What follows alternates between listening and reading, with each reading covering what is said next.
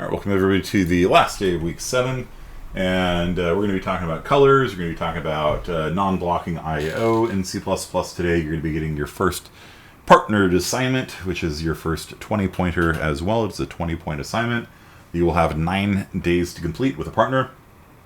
If you have somebody you'd like to work with on your project, start talking to them now. I'm not going to ask for the names for another hour or so.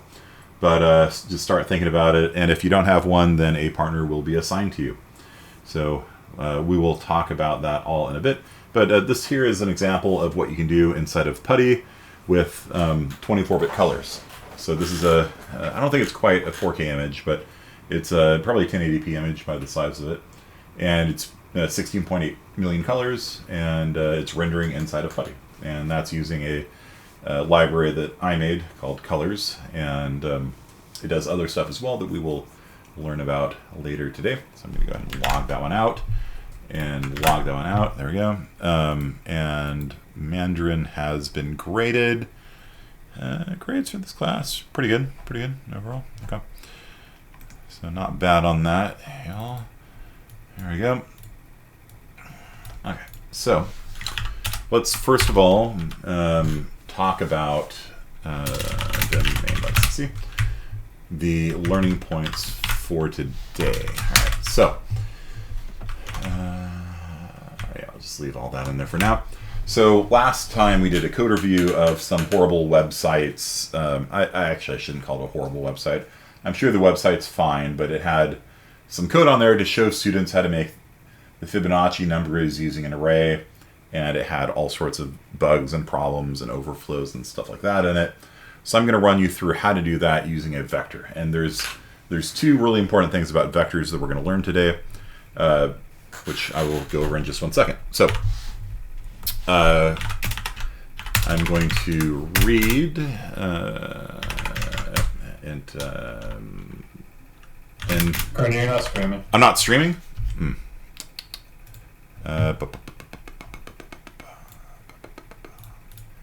There we go. All right, cool.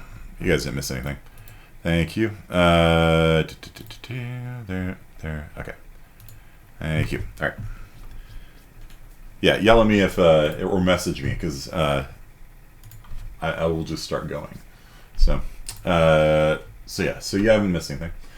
So what I'm going to do is I'm going to make a vector of variable size. Okay. So I'm going to read how many Fibonacci numbers do you want? Okay, and again, the read library is something I made, and it just simplifies scanning things and handling errors and stuff like that. You can't use it on your homework assignments for a lot of them because the homework assignments require you to error check, and the read library is so easy to use it actually can hide errors unless you use read optional. For now, I want you to just use CN, get used to the standard library before you move to the nicer things. So check this out. I can make a vector of ints named vec of size n. Vectors can have a variable length. In other words, if they type in 10, it'll make a vector of size 10. If they type in 100, it'll type in vector of size 100. Probably should make this a size t so that you can't type in a negative number. It's a negative size. Doesn't make any sense. Yeah, you can't do that with arrays. Technically, you can't do that with an array. In reality, if you make an array with a variable size like x, it'll actually work in G++ at least. I don't believe it's standards conforming to do this, but G++ does allow you to make an array with a variable size. Theoretically, though, you have to have a fixed size in an array. The C language allows that. The C language allows variable length arrays, and I think G++ allows it in C++ for backwards compatibility with C, but technically I don't believe it is standards conforming. I don't think C++ allows for variable length arrays like that. So you have to have a fixed size as an array. Arrays must be fixed size in C++ unless there's some arcana that I'm not aware of. Pretty sure they have to be fixed size and constant. Compile time determinable. Vectors, though, can have a variable length. So That's another benefit of vectors. So let's go ahead and make some Fibonacci numbers. Do you guys know the Fibonacci sequence? 1, 1, 2, 3, 5, 8, 13, 21. Each number is the sum of the two previous ones in the sequence. So 1 plus 1 is 2, 1 plus 2 is 3, 2 plus 3 is 5, 8, 13. All right, yeah? Are you guys down with that? Do you need me to explain? Okay. All right, so we're going to do this with a for loop. Sounds simple enough? Okay. So we'll do a for loop for this. So for I equals 0, I is less than n dot size, I plus plus. So elements 1 and 2 in the Fibonacci sequence are what? These are hard-coded. This is the starting n dot size. It's actually just n, technically. We could do it that way. But I'm just used to typing vector dot size. There. Don't talk and type at the same time. So, what are the starting points of the Fibonacci sequence? You gotta hard code a couple of them. What are the two values that have to be hard coded? 1 and 1. Okay, so if I is equal to 1 or 2, can I do this? Vector dot at I is equal to 1. Does this work? Is this valid C++? Will it compile? A lot of students try doing this, by the way. If I is equal to 1 or 0, no, it's compiling, right? And then if it's not that, else vector dot at I is equal to vector dot at I minus 1 plus vector dot at I minus 2. And after we do all that, see out for every integer x in vec, see out x. What do you guys think? There's a couple different problems with this code. What do you think? What's going to happen? Else is never reached. Okay? Why? If I is 1 or 0, then, or if I is 1 or 2, then set it to 1. 2 is true. That is true. So if I run this, what's it going to print out? What's going to print? If I run this code, use your internal compiler to figure out what's going to print.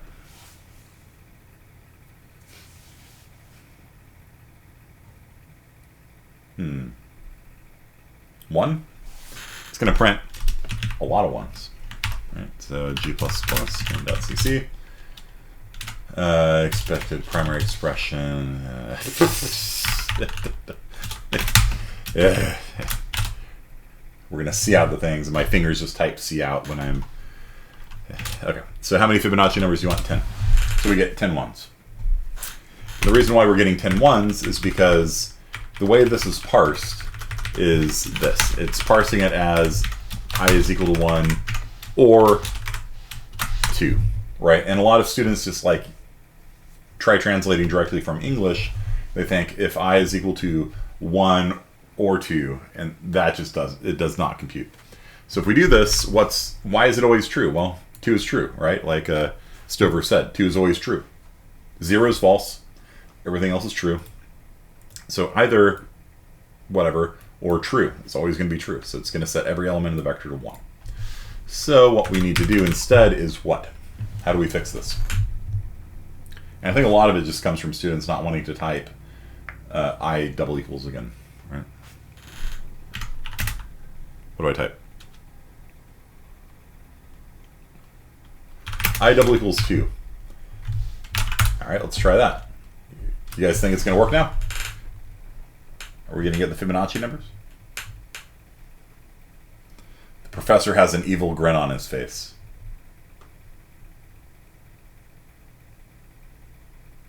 Maybe. Ha ha ha. All right, fine. No, we will not. I told you there's a lot of problems with this. Let's do 10 Fibonacci numbers. Crash. crash.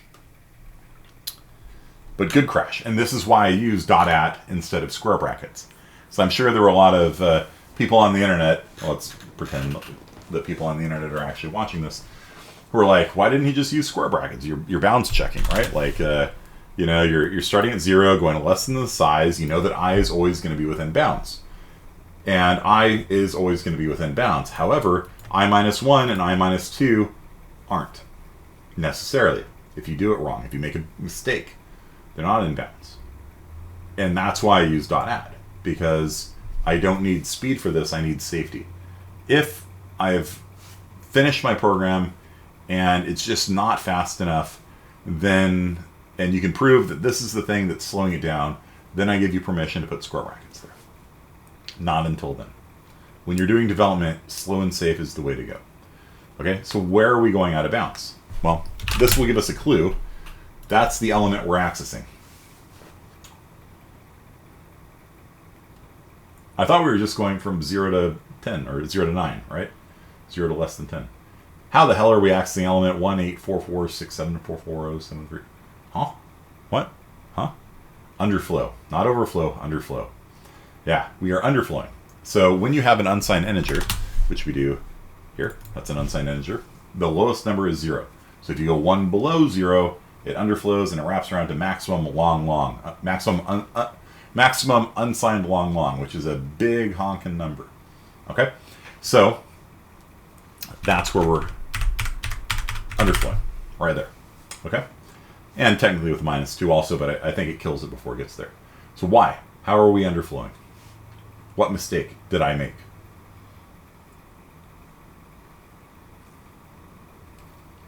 First two elements of the Fibonacci sequence are set to 1, right? Right? Nope, you guys got it. Yeah, the first two elements are actually 0 and 1, right? This is a very human mistake to make, right? Because in math, you know, you might even be looking at the Fibonacci sequence, you know, like, this is a very, you know, and I'm not, this isn't even like me being sarcastic. Like, it is, you know, like, kind of like when I'm talking, I'm going to see out the things and my fingers just type see out because I'm speaking it. Oh, actually, they started with 0 here. Well done, Wikipedia. Well done. Cool. Oh, no. Yeah, here we go. Under some older definitions, the sequence starts with F1 and F... That's funny. In his original, Fibonacci started with 1. Yeah. So, that's funny. Interesting. Okay. So, yeah. In computer science, we start with 0.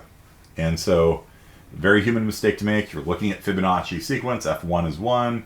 F2 is 1. And so you just put it right in there. And then it's like, if you use square brackets, which didn't bounds check, you would go out of bounds. No, you're out of bounds, right? So you always want to be coding with .at least for now. Okay? Don't use square brackets in this class, ever. Just trust me on this. I've been teaching computer science for a long time. And this is just one of those things where it's like, trust me on this. It will save you so much headache.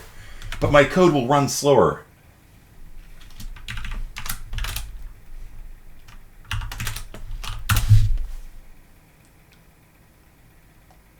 You notice any... Did you notice any delay there? Time. Let's see how long this takes to run. 0.01 seconds.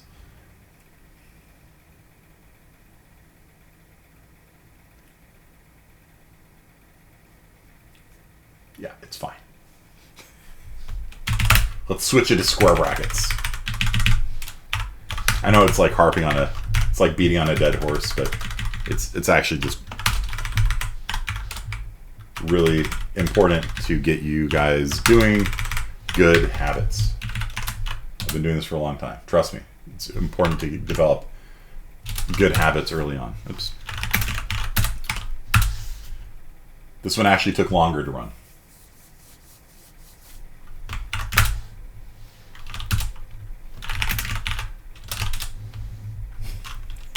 Don't know what to tell you. So the other way of doing I mean, it's a precision and rounding error, but in this case, .hat was actually faster, which is technically impossible, but whatever. Okay, so vector dot at I minus 1, and I erased the -2 here. There. So there you go. Thank you. So yeah, just trust me.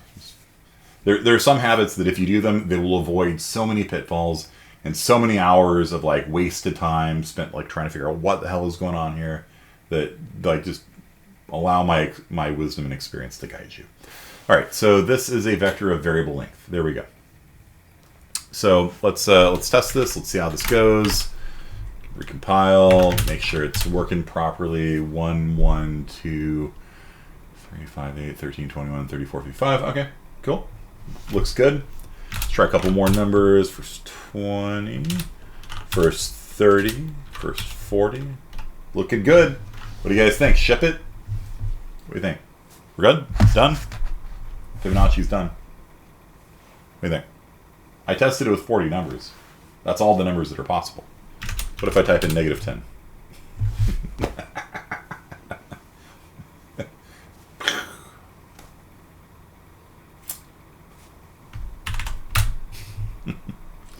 Right? So let's not make this a size t. Let's make it an integer. And just say if n is less than 0, just quit. Okay. Bet the input, yeah. Just quit. Okay. What do you think? Ship it now? Are we done? Or should we test it some more? What about 0? Okay, works. 1. Okay. -1. Cool. Ship it. We're done. Letters. Ooh, the read library handles that, so. What do you think? Test some more? All right. Let's do 50. Uh-oh. Uh-oh. What do you see? What's going on here? This looks fine. 9 plus 9 is 18. 8 plus 7 is 5. Uh-oh. Uh-oh. We exceeded 2.1 billion. We overflowed. So our Fibonacci, fancy Fibonacci thing actually only runs up to, what is that, 45 or so. Then it overflows. So that's actually another bug in the website that we saw yesterday, because they had an array of integers, right? And they made it of size 100. There's actually no way that they could ever make 100 Fibonacci numbers out of integers. Why? Because if you have integers, you have enough to do 48, 47, 46, 45. Yeah, like 45, 46, somewhere around there. So they should have just made it of size 45 and just hard-coded it, you know? Like, just always make 45 Fibonacci's, because that's all you can do. Or 46, whatever. Right? Do you guys see that? Like, you can't have 100 Fibonacci numbers. They were just wildly optimistic by making an array of size 100. Because the entire second half, it's just going to be filled with garbage. It's just going to be all, you know, we can make 100 Fibonacci's. There you go. And it's just all, some of them are positive and some of them are negative, and who knows what the hell any of this is. It's just wrapping around over and over again. Overflow, overflow, overflow, underflow, overflow, underflow. You know, none of this is useful. Okay? 45 numbers isn't even that many. You know what I'm saying? Like, this is a pretty limited software product. So how do we fix it? How do we fix overflow? What do we got here? Nice. Long. All right. Let's do that. There we go. So there's overflow right here. Okay.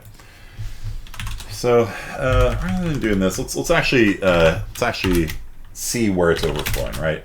So I'm just gonna just copy this. Let's make it easy, and just see out vector dot at I. And I'm doing this because I want to know what index exactly I'm overflowing on, right? It's going to be useful because I don't want to count once I start getting up into longs and stuff like that, you know. So if I'm going to have I don't know, 60 Fibonacci's, you can see that we overflow on. So we got 46 that work, and then the 47th one overflows. Okay. So let's switch it to longs. Cool. How many do you think will get if we switch to long longs? We're switching to the longest johns, one of my favorite sea shanty groups. How many? Just take a guess on Discord. Place your bets now. We're going from 32 bits to 64 bits. Remember, every bit you add doubles the number of numbers that can be represented. So if you have 33 bits, it's not just 4.2 billion you can represent, but it turns into 8.4 billion. And then one more bit turns it into 16 point change, right? So every bit you add doubles. It's exponential growth and how many values you can hold using each bit. Each bit doubles the range. So what do you think? 48? You get two more numbers out of it. 47, 123, 120, 90. Okay, 182. All right, Blink 182. Nice. All right, cool. 500 from Otal. All right, let's see. Let's find this out. I'm going to bet it's going to overflow exactly in the same spot. Because I ran this in the previous class. Oh, dang it. Hoisted by my own petard. Okay.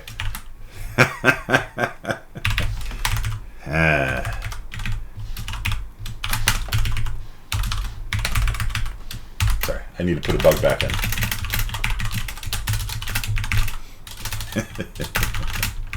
Dang it. Jumped one step too far ahead. Okay, so I'll just give you the answer. With that old for loop we had there, it's gonna overflow because we're reading from a vector into an integer. And so what I had before, we had int here and we had int here, and I changed this to a long long and I didn't change that. And so if I do that, the vector is going to have all the right values in it. And however, when you print it, it's still going to overflow. Because when you go to print it, you're storing these values into an integer. And this is actually a somewhat common and sort of annoying surprise is not a warning. It should be, right? It should be a narrowing warning, right? The language, they've suggested at least having like a narrow cast. They've talked about adding that. It's in something called like the Guideline Support Library, the GSL, where you can indicate, yes, I actually do. Oh, no, sorry, not. That doesn't work. But they're actually adding a function called narrowcast, which makes it clear you're trying to narrow from 64 bits to 32 bits, and it's not just accidental. Playing + warn everything. Give me every warning possible on main.cc. And we need to do stud equals C++ 20. Range is no. Okay, I don't care about that then. There you go. So there's your warning, Mr. Bell. There is a warning port. So you just have to turn on more warnings. So it's losing conversion, losing precision. Yep. So yeah, the warnings I have on by default don't warn you on that. And so that's overflowing. And so how do I fix this? Let's say that I've got a million lines of code, and I've got this vector here named vec, and all throughout these million lines of code, we're going to be printing the vector because we were stupid and we didn't have a function. At 50 different places, I'm printing the vector. 50 different places, I have to change this integer to what? People on Discord, now's your chance to answer. Play the Jeopardy theme music.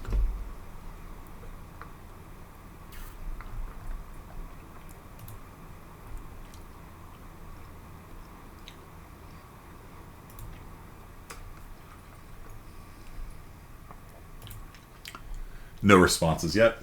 We will wait further. I can pause the recording if you want. You want to say long, long? The survey says correct. But you've got to change it in 50 places, which is annoying. Then you run this and you realize that long, long doesn't actually give you that much precision. In fact, Let's do this. Let's just run it. 70, 80, 90, 100. Boom, overflow.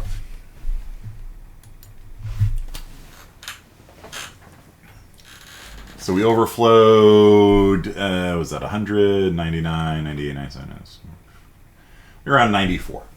So by switching from 32 bits to 64 bits, we were able to go from about 46 numbers before we overflowed to 96. So, yay, I guess. Still not great. That's still not very many Fibonacci numbers, right? Because, I mean, this is pretty trivial. You could probably just pre-calculate the Fibonacci numbers, right?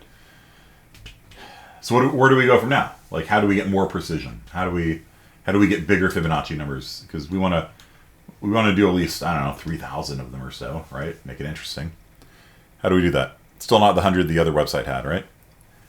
Change it to a longer. Nice.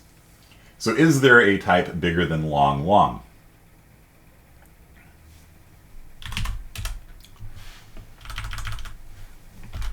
Does that work? Nope. There isn't. And the reason why C and C++ don't have anything longer than it is due to a mistake made a while back called intmaxt. And intmaxt was supposed to sort of specify the largest integer type that you can implement. But the trouble is, if you modify it to actually support like 128-bit integers, everything breaks. So they can't actually change it. So even though it's, it was designed so that you could update it, so like when you move to a 128-bit system, it would change. The way that the implementations work is that if you change them, everything breaks. And so they're kind of stuck with 64 bits forever. So when it comes to things like that, where the language itself gets stuck, and there's another article that I just linked that came out yesterday that's pretty darn good, which is by the same person that one was on. It's talking about the ABI issue and why C++ has kind of painted itself into a corner in terms of like upgrades to the standard and things like that. And it is the biggest issue in C++ development right now, which is ABI breaks. And the standards committee has sort of guaranteed that they don't break old code. Backwards compatibility is really important. It's really important that if you have code from the 1970s, you can compile it and run it and have it run the same way now that it did back then. And it does.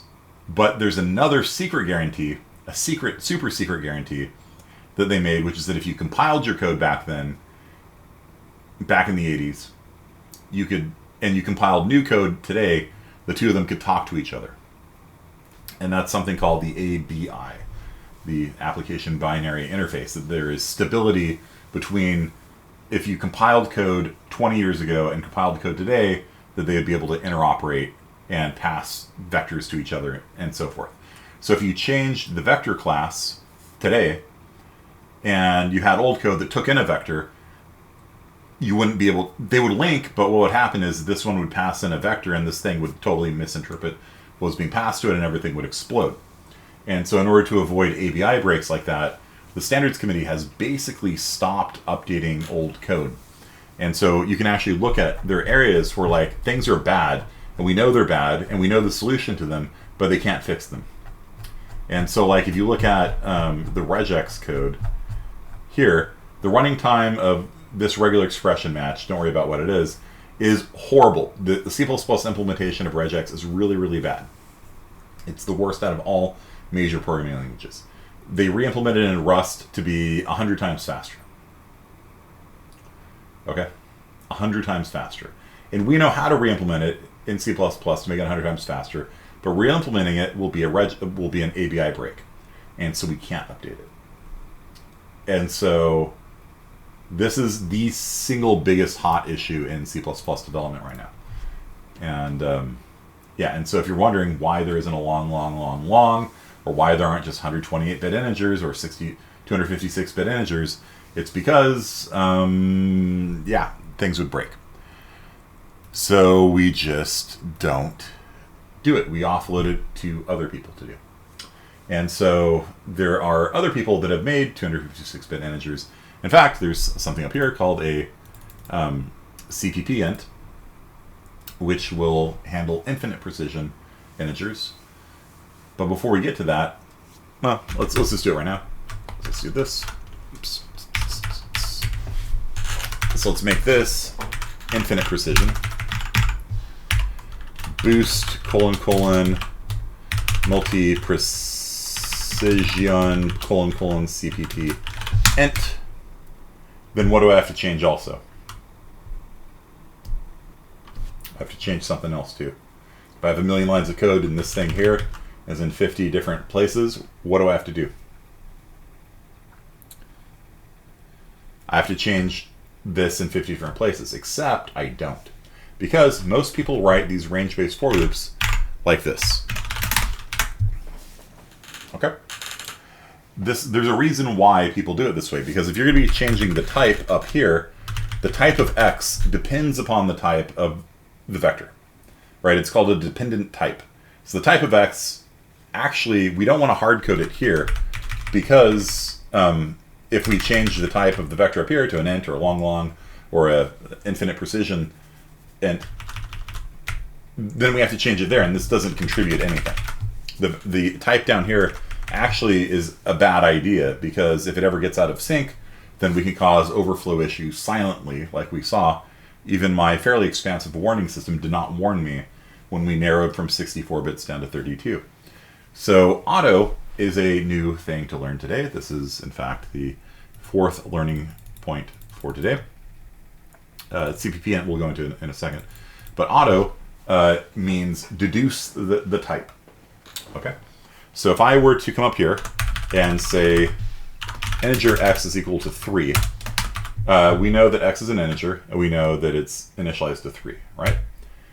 This is the exact same thing as if I had written auto x equals 3. Okay? So this is exactly equivalent.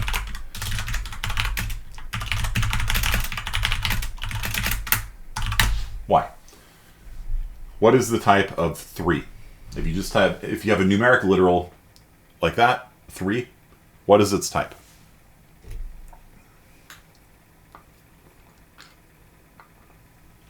Int.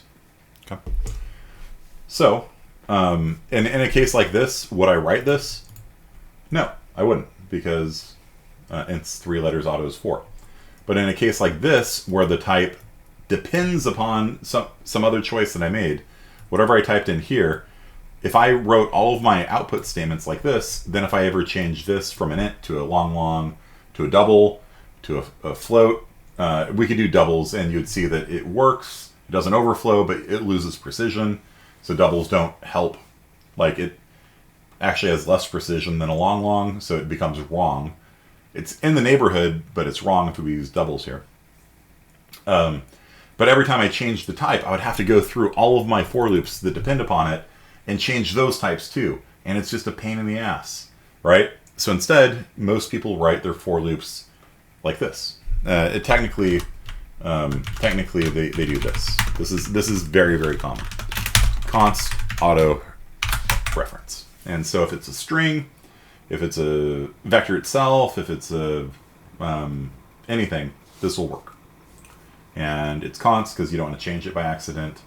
And by reference, that if you're returning strings and things like that, you don't do an accidental copy. It's a little bit slower if you're doing ints. So if you know that it's going to be a primitive, that would probably be better, but you'll just see this a lot in the literature, okay, or example codes online. That is your generic, this is your all-purpose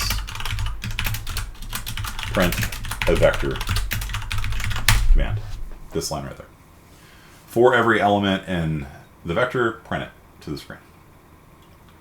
And if you change the type, if I change the type here from CPP int to int, then the type down here changes too, and I don't have to rewrite it. It's very nice. Okay. Put that back up there. So let's go through a couple exercises of this. Auto y is equal to 3.1. What is y? What type is y? What do you think? Flute. It's a flute. It's not a float. And this is why auto is dangerous, especially for new programmers. This is why in cases like this, I actually don't recommend you use auto. Some people recommend auto almost anywhere or auto always anywhere. You'll hear it called AAA coding. Auto always anywhere, auto almost anywhere. I don't recommend it because new programmers oftentimes have intuitions as to what type something is, and they're wrong. This is actually a double. Okay. So if you ever have a decimal number literal like that, it is a double by default. If you want to make it a float, you tap an F on the end of it. So press F for respects and also F for float. This is a float. This is a double. Okay.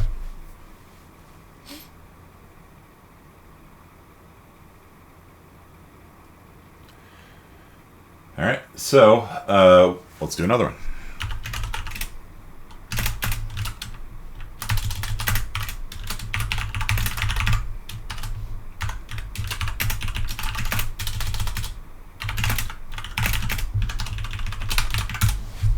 What type is S1?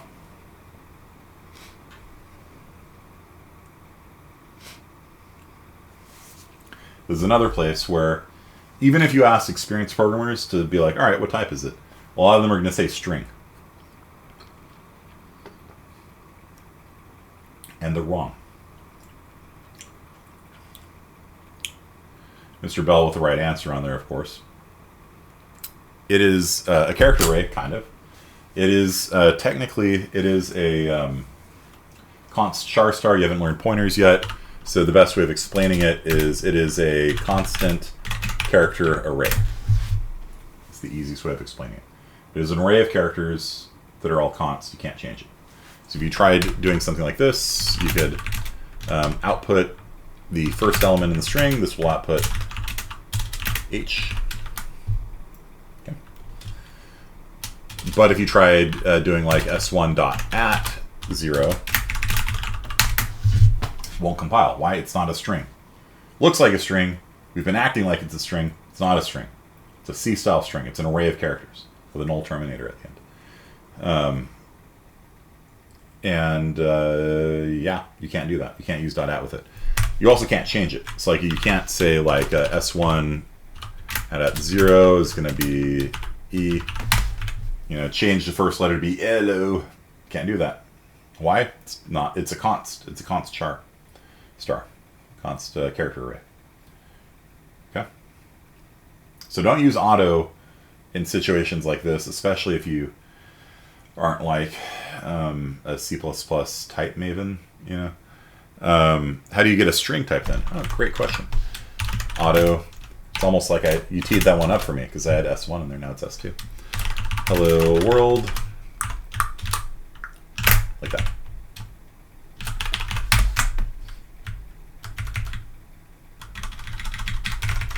Put an S at the end of it.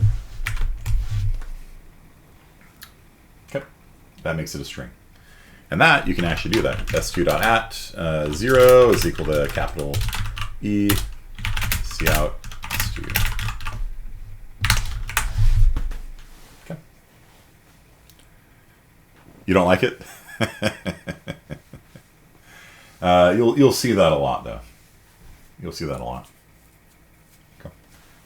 Because this is a string, there's more things you can do with it than an array. Because strings are vectors, and vectors have a lot more things they can do with it, right? So this is pretty common. Looks ugly, you'll get used to it. C++ has a lot of suffixes like this that are used in different circumstances. Like auto QQ is equal to 5i. What do you think that is?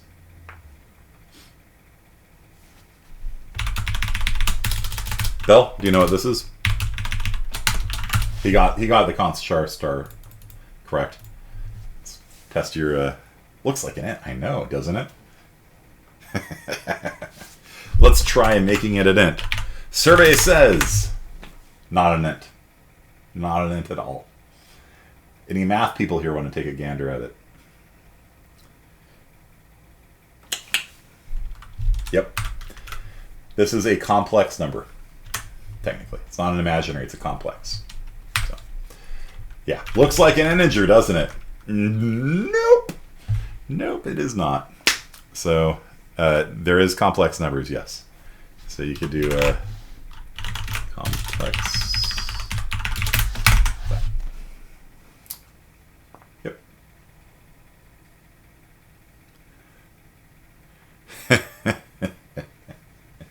Evil laugh.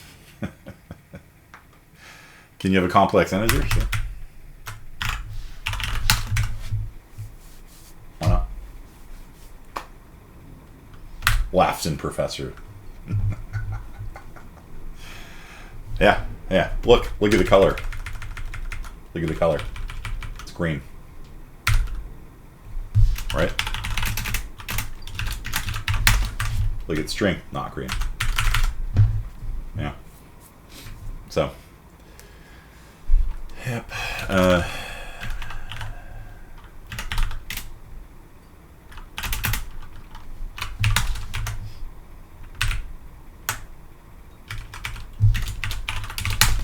Something like that. No, I messed around with it. Okay, so there you go. There's my little spiel on auto. The neat thing is for this, right? Because I don't use auto very often in just like making a regular variable. I use auto when it needs to be the type of some other variable, like here, right? And so like if I've got look at how long this type name is, by the way. This is a long friggin' type name. I don't want to type that again. Like if I want to get the first element out of the vector, you know, normally I'd be like int x equals vector dot at 0, right? This isn't an int. This is a boost multi-precision CPP int. I got carpal tunnel now, right? Every time you make a variable pull a variable out of the vec, you're going to have to type that ungodly thing. And if I change this to be something else, like a CPP float or something like that, then everything breaks, right? So again, this would be a case where I would use auto. Okay. I don't have to type the big honkin' chonky type name, right? That is a stupid long type name. I don't have to type it. I just type auto. You guys see that? And it just sets the type of X to be whatever the type of that person is, which is boost multi-precision CPP underscore int. Are you guys with me on this? So anytime I have the type of a variable rely on the type of another variable, I use auto. That's what I think the best use for auto is when the type of something needs to be the type of some other thing. Okay. For literals like ints and strings, I don't use it for that. Okay. So yeah, you guys with me? Cool. All right. Yeah, so let's look at CPP int. Okay, so CPP int is part of this header file here. Boost Multiprecision CPP int.hpp. HPP is a header file. C++ header file. I just use .h for my stuff because it doesn't matter. So what can we do with CPP ints? Well, let's find out. So first of all, watch the running time of the compiler.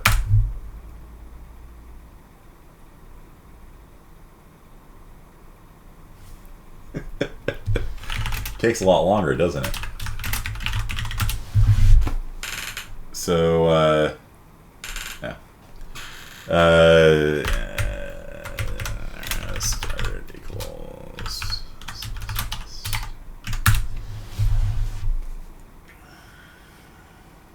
Took 3 seconds to compile. Felt longer on the first one. Either way. It's probably because it's unaliasing my thing. Alright, so let's run it.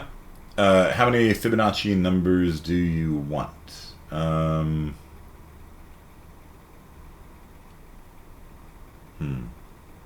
Interesting. 10. Yes, it works. Always start with that, right? Just verify that, whenever you switch out your numbers, make sure that the basic numbers work. Okay. That looks good. Let's do it with 50. That looks good. Let's do it with 100. That looks good. 200. 300. And we can come in here and verify the math. Top two digits, 10, 16, 26. Solid. All right. Bottom digits, 13, 10, 23. Cool. Let's keep going. 500. 1,000. 2,000. 5,000.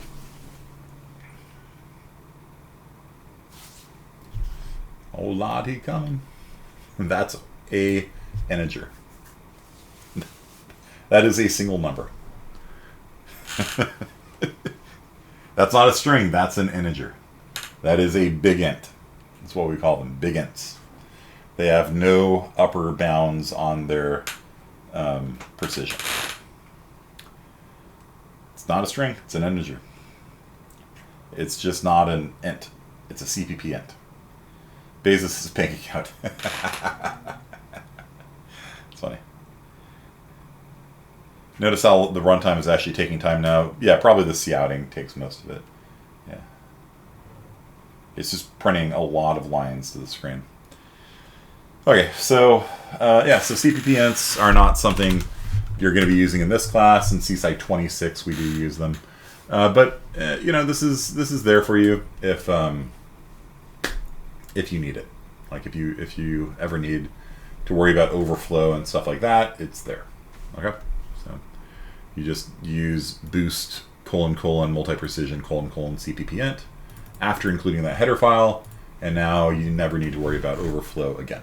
It's going to be slower because it is doing infinite precision math. Technically, the maximum size is limited by your system's memory. So you can have one int take up 2 gigabytes of RAM or something like that, probably. I don't know. Okay. So that was the first big learning point for today, the first 4 learning points for today. Now we're going to get into one of my favorite things, which is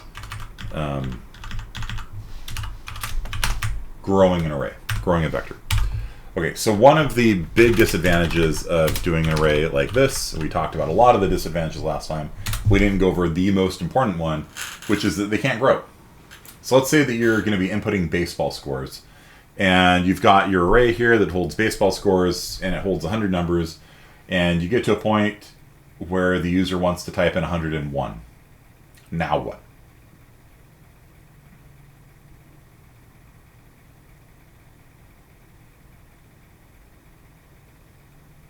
What do?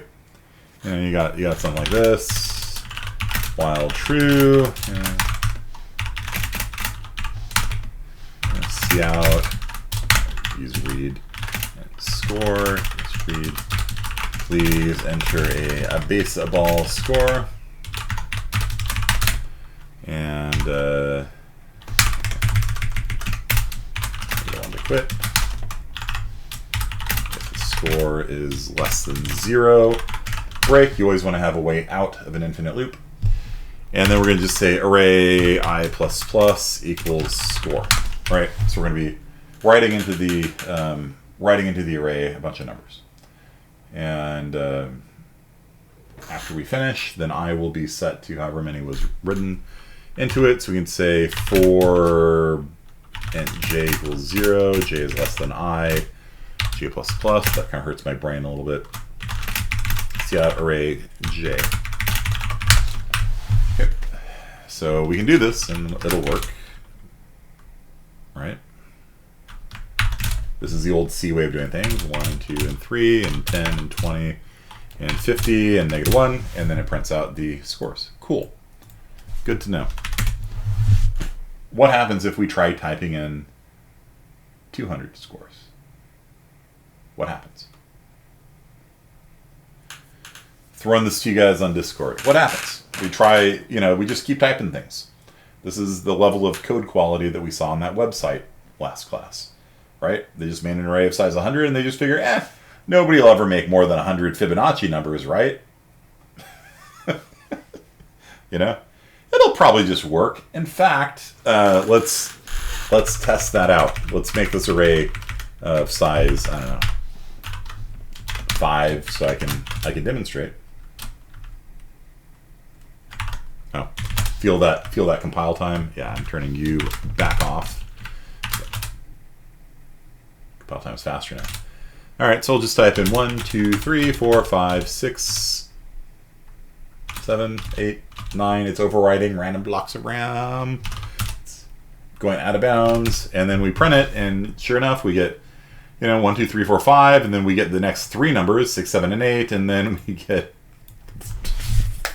random things for the last 2. So even though the last 5 ones were out of bounds, the memory, we were corrupting memory, we were just overriding things into RAM, and then somehow the last 2 got corrupted by something else and changed back, and even though half are valid and half are invalid, half the invalid ones worked, half the invalid ones didn't work. Brain explodes. What the hell is going on? Clearly the compiler has made a mistake here. It's not my fault. So yeah, this is bad. Okay? This is bad. And this is why we don't use arrays part 5. So instead we do this. Watch. Vector of ints named vec size 0. Size 0. What? Yeah. Most common input pattern. Start with a vector of size 0 and grow it with a function called pushback. So this is a vector of size 0. What can it hold? Well, it's not holding anything yet, but vectors can grow. Vectors can get bigger. Vectors are not fixed size like an array is. And this is why it really annoys me when I see people use arrays for things that are handling input, because if you just get too much input, a lot of times they don't check it and overwrite RAM, or they just quit. Sorry, too many baseball scores, quit. Sorry, you entered too many receipts, quit. And then all the receipts that you've entered already and filed away vanish because you typed in too many. Excel used to have a limit of 32,000 rows. And if you copied and pasted things that were more than 32,000 rows, which I did back in 1995, like this isn't even like, modern. Like I was trying to visualize data using Excel, and I had more than 32,000 XY locations that I was trying to graph on a scatter plot. It exceeded the hard limit of 32,000 rows in Excel, or whatever the hard limit was. Maybe it was, yeah, that sounds right. It was a short, probably. And then it just doesn't handle it. Sorry. Don't have that much data, I guess. And so I was able to visualize the 32,000 points that would fit into Excel. And I showed it to the guy because he was asking me to visualize. He was an engineer who had a test pattern. He wanted me to visualize data for him to see if the test pattern was working. And it was like the top right corner of it. He had and he looked at it and he's like, yeah, that's correct. I'm like, do you want me to do the other 4? Because I could copy and paste different chunks of it. He's like, nah, it's probably fine. Yeah. It just annoys the hell out of me when people put hard limits into their code like that. So, better way of doing it is a starting size of 0. You don't have to guess how big your array is. You don't have to guess how many receipts people are going to type in. 0. Just start with 0. And then, every time you input something, you do this. Vector.pushBack. What are you going to push back? The score. That's it. Okay? Vector.pushBack is super, super, super, super important. Okay? This is one of the most important functions you will ever learn. Okay?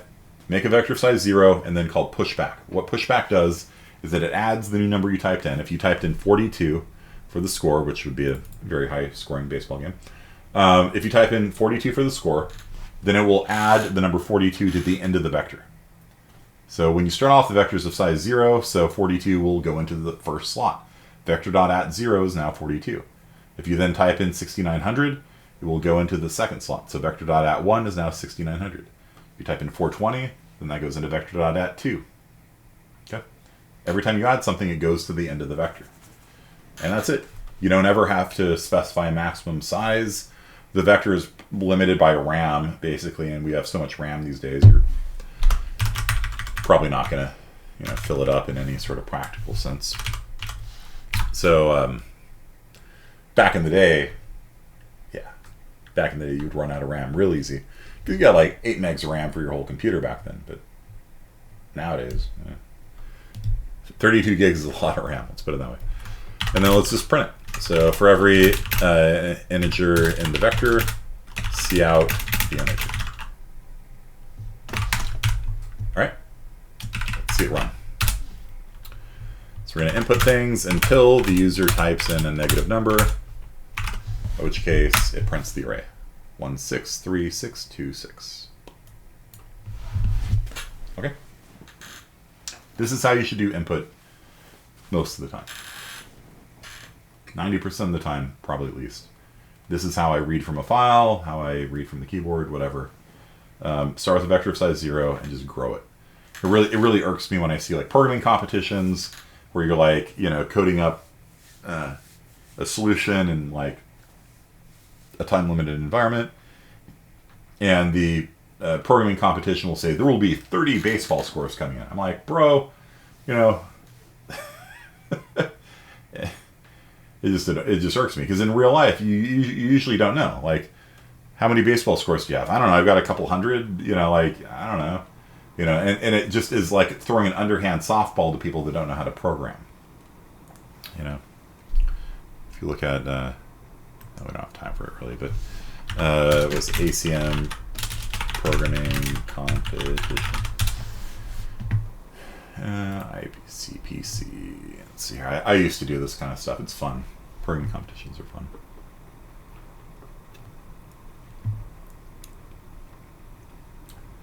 Let's see if there's any example things on here. Whatever. But yeah, a lot of the programming competition things will tell you you have 50 receipts to process.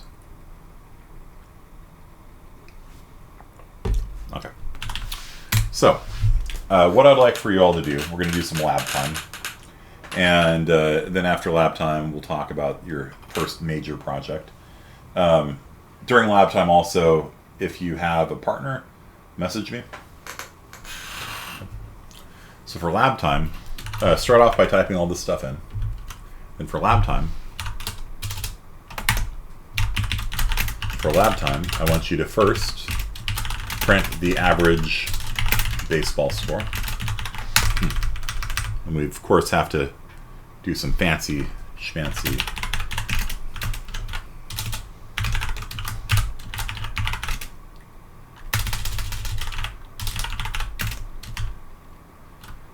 base score 2000. Like I was telling the previous class, back in the 80s and 90s, the year 2000 was seen as this futuristic, far-off date. And so I had a trivia game bought in the 80s that was Trivia 2000. And it had like lasers on the back of it and stuff like that. And I wonder if I can find it. Trivia 2000. I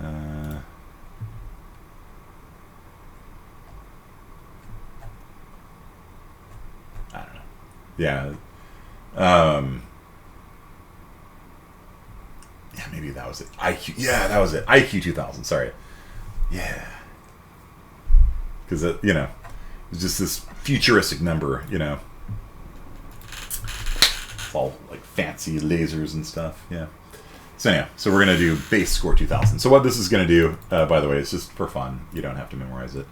It's going to run the program Figlet, print out base score 2000, and pipe the results into lolcat. Lolcat colorizes things. So when we run it, we get this cool color, banner. 1, 2, 3, 4, 5. Okay. So first thing I want you to do is print the average. So floating point average. Second thing I want you to do is print the min and the max values. Third thing I want you to do is to print the median. Okay, the median is the middle number. All right. So if you have 1, 2, 3, 4, 5, the average is 3, the median is 3. But if you have 1, 2, 3, 4, 500, the average is going to be significantly higher than the median. The median is the middle element. So if you have 5 elements, the third element is the median. If you have 6 elements, then you average the 2 middle ones. Okay. You guys think you can do this? I'm going to give you till 3:30 to do it. Okay. 24 minutes. And again, also during lab time, if you want to have a partner, message me during lab time, their name. There's silence on Discord right now. Do you guys think you can do this? Can you iterate across a vector and add all the elements up and divide by the size? That's how you do the average. Okay. Add up all the elements and divide by the size. To find out in 30 minutes. Gonna try. That's the spirit. Find the minimum value, find the max value. You're picking a partner for this lab. No. The partner is for your homework assignment, which I'm going to talk about after the lab time's over. And it's a 9-day assignment. It's worth 20 points. So pick somebody that has good work habits. Let's put it that way. Okay. Just message me. If you do not pick a partner, one will be assigned to you. Right? It's like if you do not have a lawyer, one will be assigned to you. Right? Okay. Begin. 3:30, I'll come back.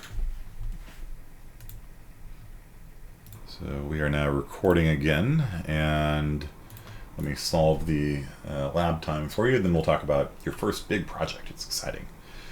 So, okay, the input is all correct. What we need to do now is print the average score. So to do an average score, you need to accumulate into a variable. So I'm going to make a variable called sum, and hopefully we don't overflow. So you do an average by adding up all the elements in the vector and then dividing by the size. What is the first thing that you should think of when you hear the word division? What is the minefield that can come about when you do a division?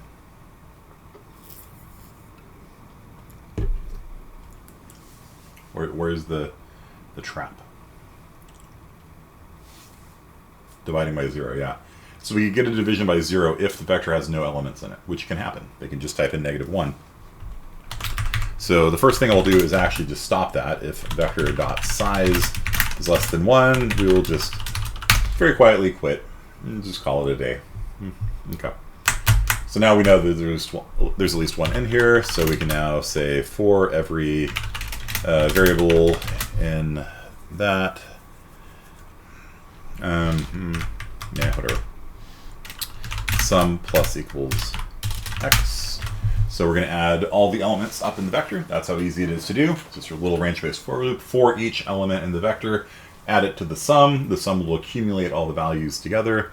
And then if we want to do the average, we see out the average is the sum divided by the size of the vector, which is that.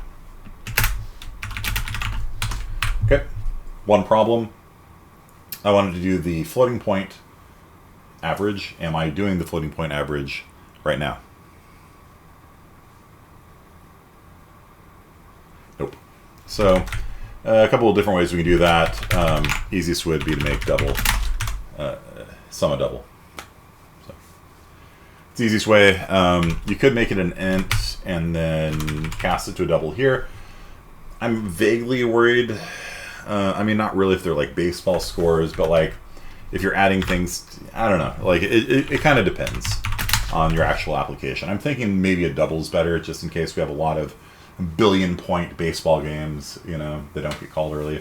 It's like some Little League games, you know, where the kids just sit there and hit home run after home run. They hit the ball, it goes 10 feet, they get a home run off of it, you know. So I kind of want it maybe to be a sum. It kind of depends. But if I do that, then I don't have to worry about overflowing issues at all. I might lose precision though, but seems okay. And then that'll give me a floating point average. Cool. Min. Min, max, and median can be done different ways. There is a standard library function called min element. There's max element. I'm just going to do it by sorting the vector. And you can sort the vector by saying sort vector dot begin, and vector dot end, like that. That sorts it. Hope you didn't write your own. That'd be a waste of time. So that sorts the vector. The last class, a lot of people were writing their own sorting functions. Don't do that. Be lazy, like me. Be lazy. Just call sort. Sort is found within algorithm, which is currently commented out, or not actually in there at all. I removed it from algorithm, like that. Okay. So that will give us sort, and then how do we get the first element out of the vector? The first element's going to be the minimum, right? Sort sorts least to greatest. So how do we see out the minimum value?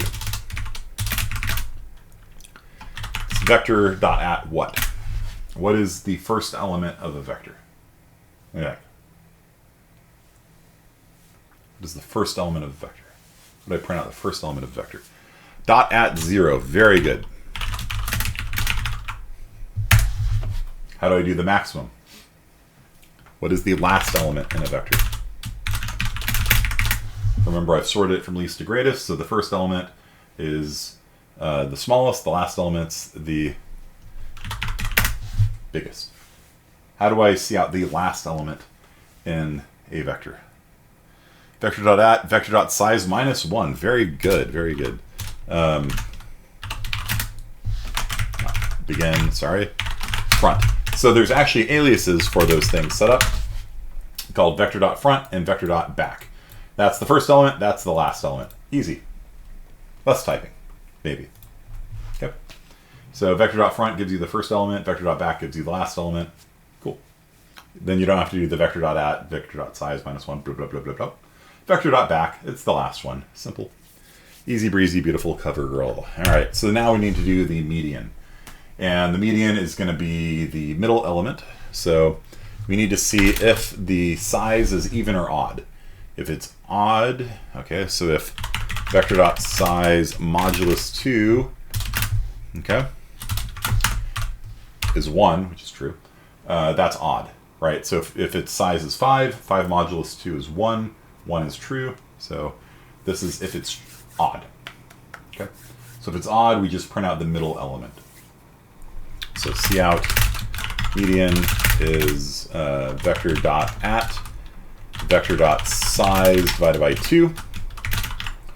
So if we have 5 elements, it'll print out vector.at 2, 0, 1, 2, 3, 4. It's the middle element.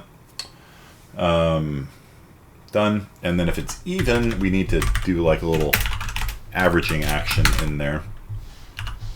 So if it's even, then we need to grab 2 elements. So if we have 6 elements, we want to get 0, 1, 2, 3, 4, 5. So we want to get 2 and 3. 1, 2, 3, 4, 5. Yeah. So if we have 6 elements, we want to get 2 and 3. Okay. So that is going to be the average of 2 of these things. I'm actually going to pull it out so it isn't quite so stupid looking. So I'm going to say int first. The first one's going to be vector.at vector.size divided by 2 minus 1 is the algebra for that. And then the second one is going to be that.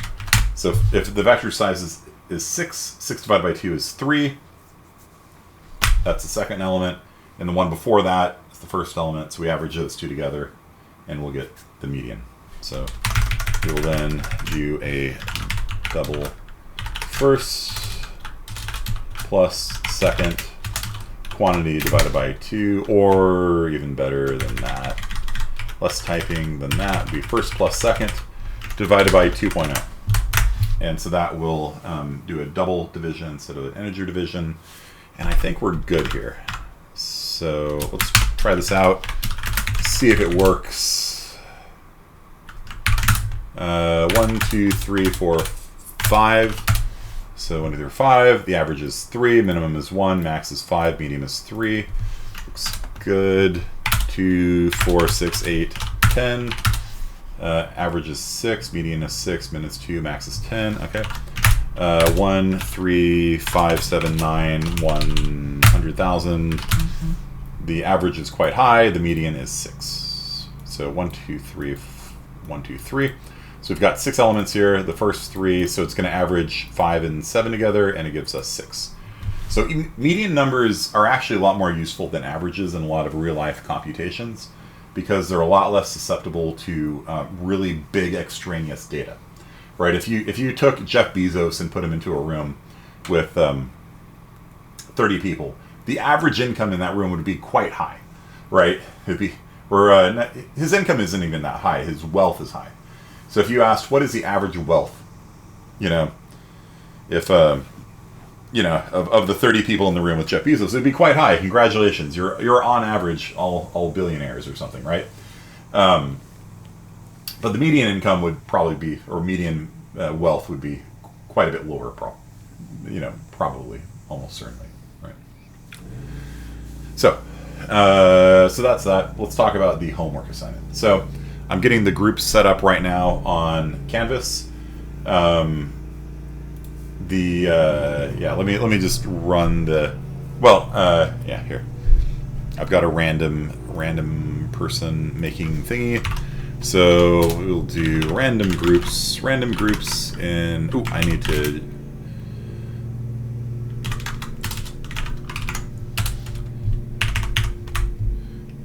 take the TA out, huh? Nobody should get partnered with the TA. That would be unfortunate, right? Just be an easy A, wouldn't it? So we grab all of you guys. And 12 here. All right. So, random groups.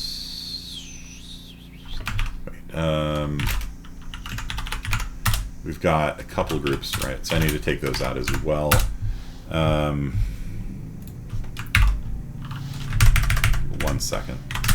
Then partners.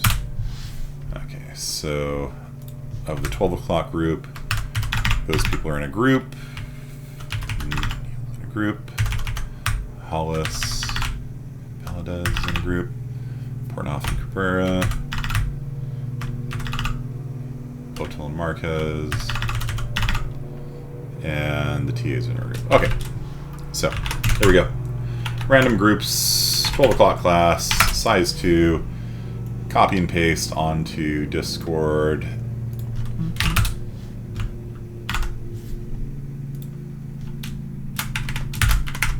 Now, so there's your partners. Go check.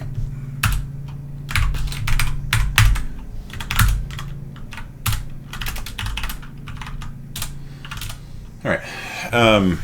So there's a couple of really important things we should talk about.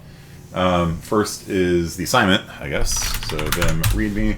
So this assignment is different from all the other ones you've done so far. First of all, it is a 20-point assignment, 2-0. It is a double point assignment. You will have 9 days to do it, which means you have this weekend and next weekend to work on it. I did that deliberately. And apologies if you hear the gardeners outside. They're currently cutting my lawn or something. Okay. The way that it is graded is different. You will not be graded using the standard input tester kind of thing. This is an open-ended assignment. You will be graded on satisfying the design criteria. So this is how things work in engineering. The engineering method isn't the scientific method. Scientific method, you make observations and write down data and do analysis and build a model that explains the data. Nope. The engineering model is this. The engineering method is this. You start with all that cool science stuff, and then you're given design criteria. You're given constraints. You need to make a car that costs under $30,000, that seats 4, that has bulletproof windows, that has at least 200 horsepower, that kind of stuff, right? And so your design criteria are how you are graded, okay? Now, of course, if your thing doesn't compile, you get an F, whatever. But this is how you get graded, and they'll all be graded by hand by me, and we will have a panel of judges, Mincrale, Corrente, Nico, my daughter. We will vote on your grades, essentially. It all comes down to me, but basically we're going to judge your grades. And the good news is there's lots of extra credit available. If you do an awesome job, you will get extra credit, and there's a lot of extra credit available.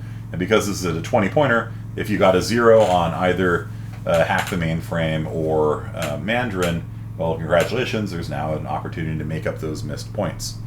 Forgot about the quiz, it's okay. It's okay. It's just a couple points. There's lots of extra credit opportunities coming up.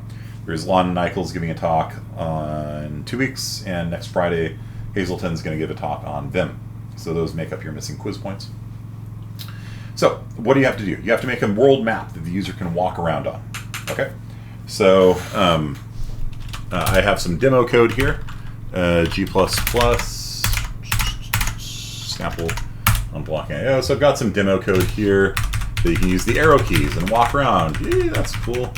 Hit Z, yay, you win. And it's got colors and stuff like that. So I've got some demo code that will go over a lot of the things you need to do for the assignment. So you have to have some sort of world map that you can walk around on. You're making a role-playing game. You are making a top-down role-playing game. You could use Unreal Engine or Unity or something like that. If you know that, I would recommend just doing it on the server and doing it that way. But you can do Unity or Unreal Engine if you know them.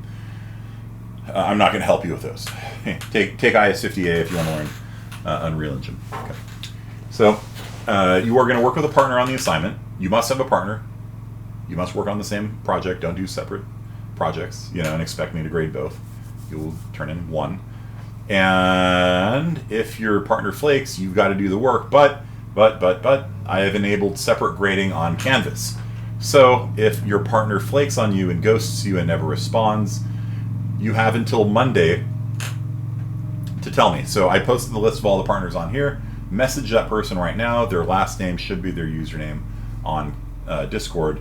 Also, once I get the group set up on Canvas, you can send a message to your group members on Canvas. And if they don't respond to you by Monday, come back on Monday and I will take all of the ghost students, the students that aren't communicating, that aren't responding, and put them in a group together. So it's like a little stack sorting kind of thing where like the students that are active get partnered with other active students, which is only fair, and the students that are just not doing anything get partnered with each other, and then later on they're like, wait, my partner's not communicating with me, and then there's another sorting, and so we sort of, it's kind of a neat sociological experiment. Basically, I don't want anybody who wants to work hard to be partnered with an anchor that is going to slow them down and drag them down. But as long as you're willing to work hard and communicate and stuff like that, you'll be fine. It's in fact okay if you have different skill levels, because you learn when people have different skill levels, right? And it's if they know things you don't, then you learn from them. If you know things they don't, they learn from you. If it's all one way, then the more experienced person gets experience teaching the less experienced person. So either way, it's fun. And even if you're completely terrible at programming, there's still world building and stuff like that you can do, and art and music and stuff like that. So everybody, no matter your skill level, can contribute. And people that are awesome, super cool programmers, you can go above and beyond and win lots of extra credit on this assignment. So you're going to share code. Yes, you will be sharing your code, and you can work on the same file. You can, in fact, there are various tools. Was it Cloud9 and Code Anywhere and things like that, where you can actually have the same editor open on a web page, and you can actually see the other person moving the cursor around. In general, though, it's better to just communicate. Like on Discord, you can have one person share their screen, and then the other person talk. And one really good way of doing pair programming is one person says what should be coded, and the other person types it. So one person's doing the design, the other person's doing the typing, and then every 10 minutes you switch, or every 15 minutes you switch. That's a classic pair programming technique where you have a driver that's like driving the keyboard, and you have the designer that is designing the code. So make a for loop that goes 1 to 100, and then the driver types out the for loop. No, it's 1 to 100, not 0 to 100. Oh, shoot. And so the person who's designing is watching the code and making sure it's bug-free, but the person down here isn't supposed to be doing any design, they're just typing. That's a great way of doing it. So, or you can just like email each other code if you want. It's a little more awkward that way. Okay, so here's how you're going to get graded. Every design criteria you successfully fulfill, and fulfill well, like you can't just do like some half-assed, effort, is a letter rate. And so if you do none of the design criteria at all, you get a 0. If you do one of them, you get an F, but it's a high F. It's a 50% F. So make sure you do at least one of these things, because one is like not a very high bar to cross, right? And that will give you half the points on the assignment. So if you do anything, please just do at least one. A 0 on this assignment is just, it's just sad, right? Because like one of the criteria is 40 lines of dialogue, right? My mom's calling. Hang on, Mom. Class is almost over. Right, so just make 40 see-out statements. All of you can make 40 see-out statements. Just turn that in. Here's my RPG. Abraham Lincoln stands up and gives a speech. I don't know. Like, you know what I mean? Like, doing at least one of them, and get 10 points. Please do not have any zeros on this RPG assignment. It will make me a sad panda, okay? It's a very low bar to at least get to the halfway point, okay? 2, design criteria get you a D. 3, get you a C. 4, get you a B. 5, get you an A. A B is 80% and A is 100%. So the first step is worth 50 points. The next step's 10, 10, 10, 20 for the last one. So you really want to do all 5 because it's a 20-point assignment. Now, on top of that, extra credit. So every extra credit that you do is another letter grade up. So if you're already at an A, then you get 110%, 120%, 130%, which is 26 points. So if you do all the extra credit, then you've made up 6 points that you might have lost on Hack the Mainframe or Mandarin, or you just have extra points to bank for the future. And I've had students come out of this class with 15% overall in the class and stuff like that. So extra credit opportunities, non-blocking I/O. The demo code that I've given you shows you how to do that, and I'll talk about it maybe a little bit right now, actually. Or you can look at the sample source code, one or the other. So extra credit number 2, compose original music and cover art. Okay, so you have to make all the cover art yourself. You can't just like copy paste Liam Nielsen saying I'm gonna find you and that's my cover art for my game. No, you're making a role-playing game. You're making a top-down RPG, not a rocket-propelled grenade, a role-playing game like Zelda and things like this. And you have to, if you're going to do extra credit, you have to make original music and cover art. You have to upload it to YouTube. Why? Because YouTube does copyright infringement checking. Last year I had a student say, I composed this, and apparently all they did was take existing music from Japan and slowed it down by 30%. And YouTube flagged it as a copyright infringement, so when I went to view their music, I was like, ha ha ha, copyright held by so-and-so, and I click on it and I play the 2 songs. I'm like, yeah, you just slowed it down, that does not count. Okay, so anyway. So you have to make a world map that the user can move around on. You have to have combat, and you have to be able to beat the game. So you have to have some kind of combat system. And I want something more than just like flipping a coin. I won, I lost, whatever. Like I want you to have some sort of interesting combat system. Random dice, whatever. Make it neat, make it interesting. Okay. I don't want you half-assing any of these design criteria. These are all substantial bullet points. Okay. When you make a world map, don't make a giant empty map. I want to see stuff on it. You know what I mean? You have to have colors, and a lot of colors. I want to see color. Like if there's a river, I want it to be blue. If there's grass, I want it to be green. Okay, I'll show you how to use that in just 1 second. You have to have 5 puzzles to win the game. Don't do stupid puzzles. I've had some students go, "What is 2 + 2? 4? Yay!" No, like come on, like do some interesting puzzles. It could be like you have to pull this lever and this lever or whatever. It's an open-ended thing. You do whatever you want. A very common thing that students do is they do riddles, and that's okay, I guess. That's kind of like a minimum effort, but it's a minimum acceptable. So it's okay if you just do riddles, 3 puzzles, but there must be 5 puzzles you have to solve to win the game. Okay, and then finally you have to do some world building. You have to have a story to your game. You have to have some dialogue. You have to have some description. Okay, you have to have characters that speak to you, and you walk into the haunted house and it says, the haunted house is full of spiders, and you hear the ominous sound of a grandfather clock tick-tocking in the distance, things like that. So I want you to do some creativity, some world building. I want you to impress me with your creativity. This is a creative assignment.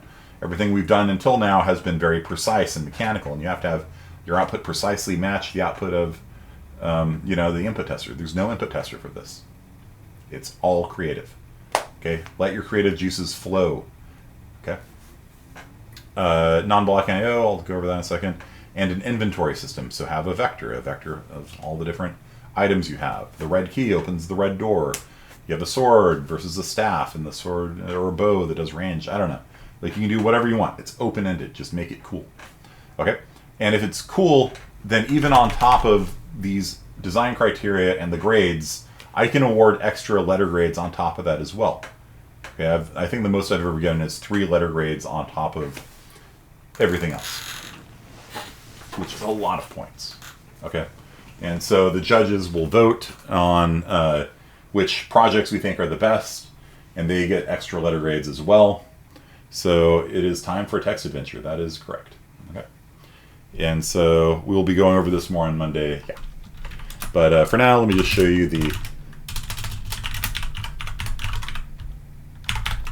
So I put up a sample thing in public called Etch Sketch, and I just typed this up in the previous class real fast. It's this big. And let me compile it.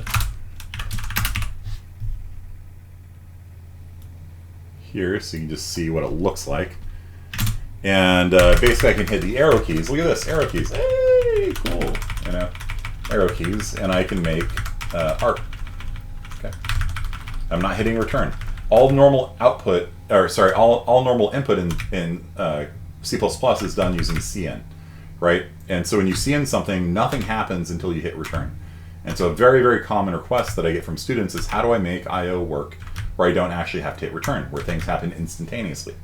And so I proposed this to the standards committee, and they said, no, there's no interest in having that in C++ standards, so I just made it myself. I pulled a Thanos, right? Fine, I'll do it myself. And so I created a header file called colors, which is right here. And colors allows you to change the color of text and things like that. And so these are the functions that are in colors. And this sets the foreground color of the text. For example, this text here is pink, kind of. And the background color over here is black. So the background color would be black. This sets the foreground color to be black. This clears the screen. This sets the foreground color to be black. This sets the background color to be white. This turns off the cursor. The cursor is that green square that moves around. This gets the size of how many rows and columns your putty window is, and it puts it into 2 variables called rows and columns. So I start off by setting my x value to the center of this, to half the columns. So if we have 100 columns, it sets x to be 50, and if we got 60 rows, we set y to be 30. So the cursor is going to move to whatever value x and y is, and so we start off in the center of the screen. I then go into an infinite loop. The infinite loop is going to call this function here, which is very important for doing non-blocking I/O. It's called quick read. Quick read will instantaneously return. It does not wait for you to enter input. If you type 5, it'll return the character 5. If you don't type anything, it returns error, which is this thing here. So if nothing's being typed, the thing goes to sleep for 100th of a second, and then goes back up to the top and does it again. So every 100th of a second, it wakes up, checks to see if the user's typed anything. If not, it goes back to sleep for 100th of a second. Right now, there's only 5 commands I can give my Etch Sketch program: up, down, left, and right.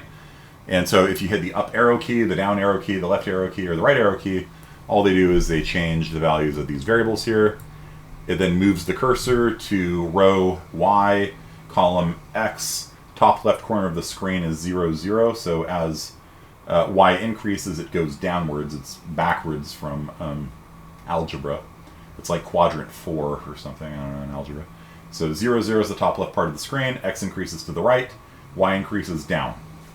That's why when you see when I hit arrow up, Y goes negative, negative. Actually, negative is up on the screen. And then it moves the cursor to that X and Y location. It then prints a space. And the reason why the space is drawing a white block on the screen is because I set the background color to be white. I set the background color to be white, which will draw a white square, because I'm not drawing an A or a B or a C or anything. I'm just drawing a space. The background of that's white, and so that's what left that little line on the screen. I then flush cout. Cout normally does not update until you get a new line. And so by calling flush, it refreshes the screen. And that's it. And it keeps going until the user hits Q. When the user hits Q to quit, it breaks out of the infinite loop, comes down here, and it cleans itself up a little bit. It sets everything back to normal. It turns the cursor back on, sets the background colors the way it was before. Because if you don't do that, then it just putty will be in whatever colors you left before. And so using this, you can build a top-down 2D game. You can make it so you hit space and the character attacks in front of them. You can build a Zelda-like game using text. No problem doing this. So talk with your partners, come up with ideas for what you want to do, what theme you want to do, what the quests are going to be, the winning condition's going to be. Work on it this weekend. Don't put it off till next weekend, because it's a hell of a lot of work to do over one weekend. You're making an actual text-based game. Okay? If your partner does not contact you again, by Monday, let me know, and I will take the inactive students and group them with each other and let them not do things together so that they don't bring down another group. If, however, by the final date, if your partner didn't do anything, tell me. I have individual grading turned on. They will get a 0, you'll get an A. So if you do all the work on the assignment and they do nothing, again, individual grading is turned on. So you will get an A, they will get a 0. Just tell me. It's simple. And if you're the type of person that wants to let the other people do all the work for you, just be aware that individual grading is turned on this assignment. By default, you will get the same grade as your partner, but all the partner has to do is complain to me that they didn't do anything, and you get an F. One of the hardest things in computer science, again, is working with other people. Computer science is a cooperative endeavor. You have to learn how to work with other people. And oftentimes the hardest thing on this assignment is, can you use the idea of the code you made right there to make the map? Yeah, absolutely. Yeah, that's why I provide you guys with sample code. Is working with other people. You know, programmers are always on Slack. They're always on Discord. They're always talking to each other. When you're a professional programmer, you're usually on a team working with other programmers, talking, cooperating, and things like that. And learning how to cooperate and communicate and work with other people without pissing them off is a incredibly valuable life skill in programming. And we think of computer science people as very antisocial, very lone wolf. You sit in your mother's basement and code, in a dark room, and the reality of the situation is that is true some of the time. But if you're working for like Microsoft or something like that, you're going to be on a team with like 5 other programmers. And you have to learn how to work with them and how to get along and how to communicate. And so that's the real treasure of this assignment is friendship. Is learning to work with other people. Okay? So don't be a silent person that doesn't communicate. Be in contact with your partner like all the time over the next 9 days. Okay? So work on it this weekend. See how much you can get done. Knock out as many of those bullet points as you can this weekend, because some of them are easy. Some of them are easy. Get them knocked out. And then on Monday we'll go over this again and go over more of the colors things and stuff like that you might have questions about. But try working on it over this weekend so that next weekend, when you're going to be bumping up against the deadline and in crunch time, you've already knocked out a lot of the important things. I'm going to get at least a C on this assignment. Okay? And that's my advice to you. The biggest cause of failure in this class is not doing the work or waiting till the last minute to do the work. I've done analyses before of people not doing the Zybooks, and not doing the Zybooks correlates very strongly with failure in this class. And waiting to the last minute also correlates very strongly with failure in this class. You have to start early. A little bit of work on an ongoing basis is the way to succeed. Okay. Will we have Zybooks next week? Yes. Yeah. But you got 7, 8, 9, 10 days. Sorry, it's not 9 days. You have 10 days to do this assignment. So that doesn't mean wait for 8 days and then do it in the last 2. It means do a little bit of work each day for 10 days. Okay? So, how would I give Cabrera access to your code? Code Anywhere is a good solution for that. Or like I was saying, just share your screen on Discord. One person dictates, one person types. That's a very common method. Just open up a group chat in Discord, add each other as friends, and share screen and just use voice chat and stuff like that. Yep. Code anywhere though is a good solution if you want to both be coding at the same time, which you can do. Yep. All right. So good luck. I think it's already been pushed out to all y'all.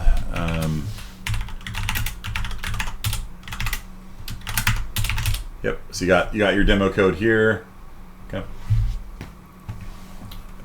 If you run it, you can see that. Don't turn that into me, by the way. If I run your program and I see that, I'm like, oh, they never compiled the code ever. Yeah. So, yeah. Okay. Any other questions on the assignment?